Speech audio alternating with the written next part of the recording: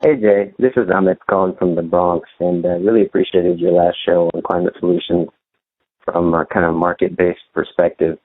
I just thought it was very, very interesting how maybe some of the speakers in the show may not have felt disingenuous in selling what was clearly a very regulated market-based solution to conservatives. And I was wondering how conservatives actually would perceive that because it, again, as you mentioned, is a rebranding of a pretty regulated market concept that has been proposed for quite some time. But it's a great show, so I was turned on by really both sides talking about it, and particularly the enthusiasm around the possibility of selling this to conservatives.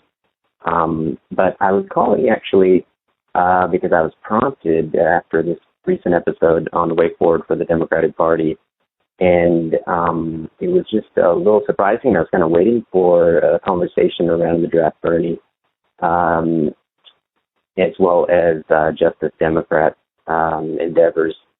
In particular, also recently, Elizabeth Warren interviewed with the Young Turks, and I think her interview for me and maybe many progressives really may have suggested how likely we could expect major change from the Democratic Party, perhaps, in particular in addressing the social change that we would need to meet scientifically sound climate change goals in a timely manner, or maybe better said, in a less profoundly delayed manner.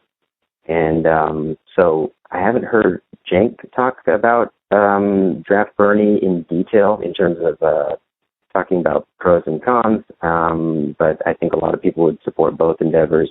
I'm more interested in the formation of a third party, but very supportive of both myself. So I'd love to hear what you think, and I'm really hoping there's a part two to this show. Maybe it's in the works, maybe not, but thanks so much for the show. It's been amazing, and keep up the good work. Oh, and I'd also like to put myself on the wall of shame. I'm not a member yet, and I've issued myself my 6-month warning, so thanks a lot.